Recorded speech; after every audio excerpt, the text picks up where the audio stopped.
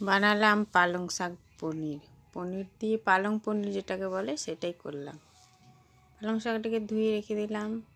এবার পনিরটাকে ছোট ছোট করে কেটে নেব। এখানে একটা বড় পেঁয়াজ, টমেটো, রসুন, আদা দরকার। পালং শাকটাকে একটু ভাপ তুলে নেব আগে। পনিরটা কাটা হয়ে গেছে, মায়ের চাও বসে দিয়েছি, পালং শাকও সিদ্ধ হয়ে গেছে। ছেঁকে নেব, ছেঁকে পিষে নেব। এবার পালং শাকটাকে পিষে নেব, ওর সাথে টমেটো, আদা সব দিয়ে, কাঁচা লঙ্কা দিয়ে একসাথে পিষে নেব। দেখো পিষে হয়ে গেছে, মিহি করে পিষতে হবে।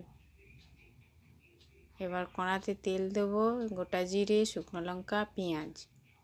পেঁয়াজটা ভাজা হয়ে গেলে রসুনটা দিয়ে দেবো।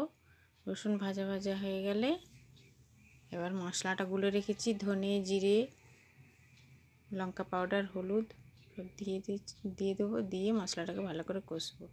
কষে এবার গায়ে তেল ছেড়ে যাবে, দেখো তেল ছেড়ে গেছে। তারপরে পালং শাক বাটাটা দিয়ে দেবো। পালং শাকটাকে ভালো করে কষতে হবে। কষে কষে একবার কালচে ভাব হয়ে আসবে। দেখো কালচে ভাব, একটা অন্য কালার এসছে।